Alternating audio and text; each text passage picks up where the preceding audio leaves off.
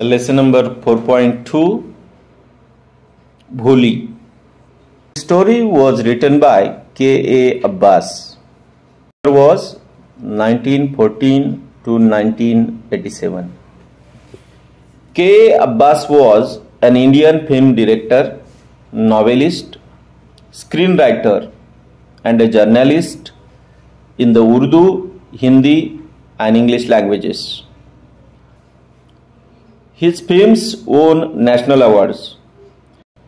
He was considered one of the pioneers of the Indian parallel and neo-realistic cinema.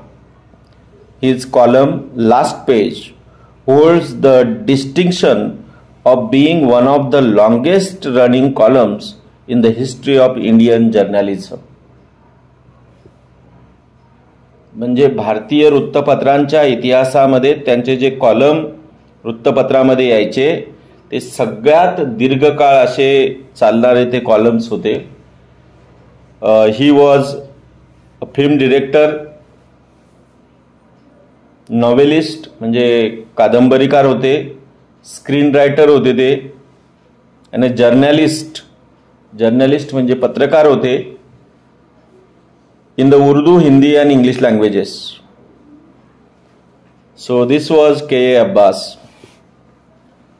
The story Bholi is just like this. Part 1. Her name was Sulekha, but since her childhood, everyone had been calling her Bholi the simpleton. Her name was Sulekha. म्हणजे तिचं खरं नाव काय होतं? सुलेखा होतं. But since her childhood, परंतु तिच्या बालपणापासून, लहानपणापासून, everyone had been calling her Bholi the सिम्पलटन. परंतु तिला भोळी म्हणजेच भोळसट आणि वेडगळ असं म्हणत असे. She was the fourth daughter of the नंबरलाल रामलाल. नंबरदार रामलालची ती चौथी लेक. When she was 10 months old, she had fallen off the cot on her head and perhaps it had damaged some part of her brain. She had fallen off the cot on her head and perhaps it had damaged some part of her brain. म्हणजेच काय झालं की 10 महिन्यांची असताना ती पलंगावरून खाली डोक्यावर पडली आणि बहुतेक त्यामुळे काय झालं की तिच्या मेंदूचा काही भाग अधू झाला. That was why she remained backward child and came to be known as Bholi the simpleton. आणि म्हणूनच ती बुद्धीने मंद झाली आणि म्हणून सगळे तिला भोळी असं म्हणू लागले. सिम्पलटनचा अर्थ होतो one who can be easily deceived to believe anything. त्याला कोणी पण गंडवू शकतो. किंवा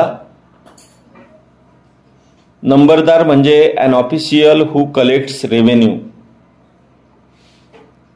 म्हणजे पूर्वीच्या काळामध्ये बघा ते जे रेव्हेन्यू म्हणजे महसूल गोळा करण्याचं काम करायचे त्यांना नंबरदार असं म्हटलं जायचं. Her name was Sulekha. कोणता टेन्स येतो बरं? वॉज झालंय. कोणता टेन्स येईल? Simple past tense. नंतर बघा everyone had been calling her. Had been आणि क्रियापदाला आयएनजी लागलेला आहे. Had been calling perfect continuous past tense. बरोबर ना? त्याच्यानंतर पुढच्या लाईन मध्ये पुन्हा एक टेन्स आहे. She was the fourth daughter of the नंबरलाल रामलाल. वॉज म्हणजे होती. Simple past tense. When she was 10 months old. पुन्हा इथे सिंपल पास्ट टेन्स आलेला आहे. She had fallen off. She had fallen off कोणता टेन्स येतो बघा बरं? Had fallen perfect past. पुन्हा पुढच्या याच्यामध्ये परहॅप्स इट हॅड डॅमेज्ड. म्हणजे त्याच्याने इजा झाली होती किंवा अधू झाला होता तिचा मेंदूचा काही भाग, had damaged perfect past, and that was why she remained ED लागलाय नुसता वर्बला, म्हणून तो सिंपल पास्ट आहे, a backward child, and came to be known as Folly the simpleton. At birth the child was very fair and pretty. म्हणजे जन्मता ती खूप गोरी आणि सुंदर होती. At birth the child was very fair and pretty. म्हणजे खूप गोरी होती आणि सुंदर होती ती. कोण?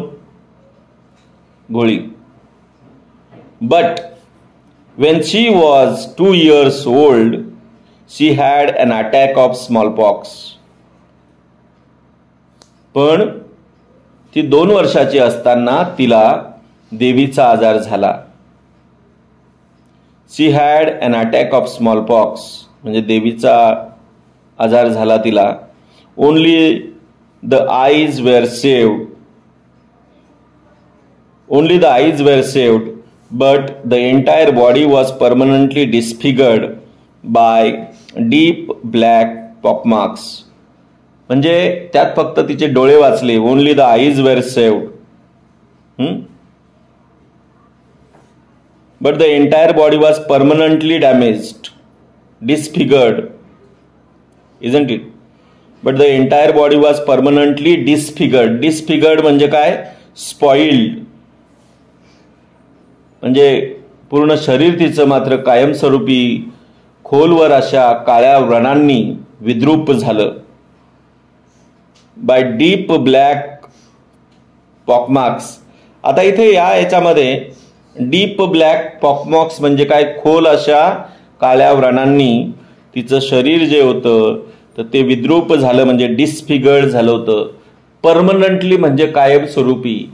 आता इथे याला एलवाय लागलेला आहे सफिक्स, बरोबर ना? परमनंटली काय त्याला म्हणतो आपण? Adverb, right. लिटिल सुलेखा कुड not speak till she was 5. म्हणजे 5 वर्षाची होईपर्यंत सुलेखाला बोलता येत नव्हते. कुड नॉट स्पीक याच्यामध्ये मॉडल ऑक्झिलरी कोणतं आहे बरं? कुड हे मॉडल ऑक्झिलरी आलेले आहे. लिटिल सुलेखा कुड नॉट स्पीक, ती बोलू शकत नव्हती. टिल शी वॉज 5 वर्षाची होईपर्यंत.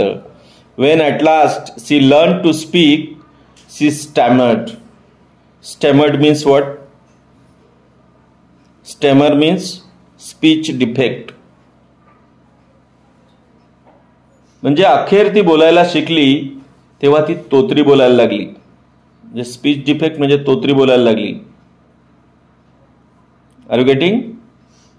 The other children often made fun of her and mimicked हर.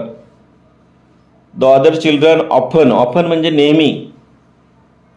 इतर मुलं जी होती often made fun of her, तिची नेहमीच टिंगल करायचे किंवा खिल्ली उडवायचे.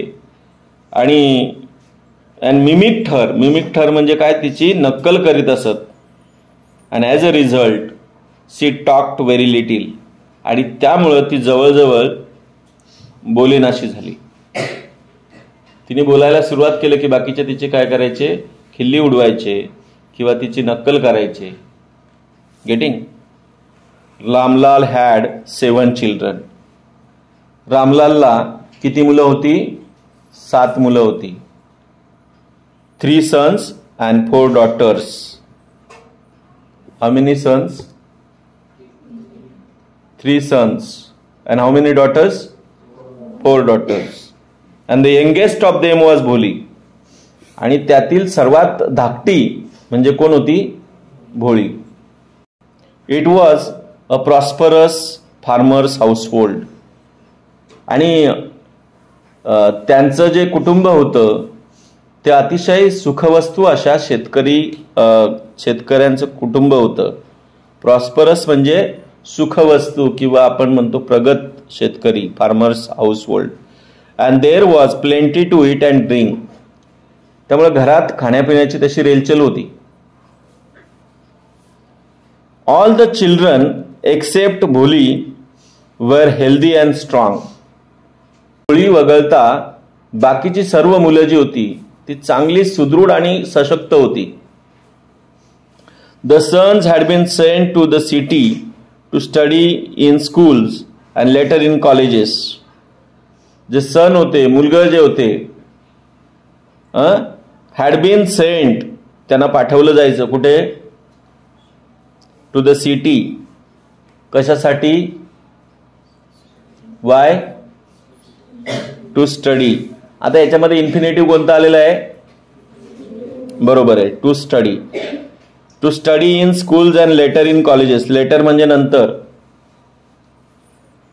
म्हणजे शाळेत शिकून पुढे कॉलेजातही जायला लागले होते ते. Of the daughters, Radha the eldest had already been married. आणि मुलींमधल्या सर्वात थोरल्या ज्या होत्या त्या राधाचं लग्न झालं होतं. ऑफ द डॉटर्स म्हणजे मुलींमधील Radha. Who was Radha? The eldest daughter, सगळ्यात मोठी, थोरली जी होती ती. हॅड ऑलरेडी बीन मॅरिड, तिचं लग्न झालं होतं. The second daughter Mangala's marriage had also been settled. आणि त्याच्या पाठच्या मंगलाचंही लग्न ठरलेलं होतं. Ramlal would think of the third Champa. आणि आता रामलाल आता तिसऱ्या लेकीच्या म्हणजे चंपाच्या लग्नाचा विचार करीत होते. They were good looking, healthy girls. आता त्या सगळ्या कशा होत्या बरं? सर्व मुली सुस्वरूप आणि सुदृढ होत्या. सर्व मुली कशा होत्या त्या? Good looking and healthy girls, म्हणजे सुस्वरूप आणि म्हणजे सुंदर आणि सुदृढ होत्या, हेल्दी होत्या. And it was not difficult to find bridegrooms for them. आणि मग त्यांच्यासाठी वर शोधणं काही अवघड नव्हतं. But Ramlal was worried about Bholi. But Ramlal was worried about Bholi म्हणजेच काय? परंतु रामलालना मात्र भोळीची काळजी वाटत होती. She had neither good looks nor intelligence. म्हणजे तिच्याकडे सौंदर्य नव्हतं व बुद्धिमत्ताही नव्हती. इथे आता थोडं अंडरलाईन करायचंय बरं का. She had neither good looks nor intelligence. कोणत्या शब्दांना अंडरलाईन करणं आवश्यक वाटतं तुम्हाला सांगा बरं? ग्रामरचा एक प्रकार आहे की ज्याच्यामध्ये तुम्हाला जी दोन वाक्य जी आहेत ती कंबाईन आपण करतो. नायदर आणि नॉर किंवा neither nor. She had neither good looks nor intelligence किंवा she had neither good looks nor intelligence. म्हणजे चांगली दिसायलाही नव्हती आणि बुद्धिमत्ताही नव्हती तिच्याकडे. म्हणजे हेही नाही आणि तेही नाही. Getting? Now move to the next.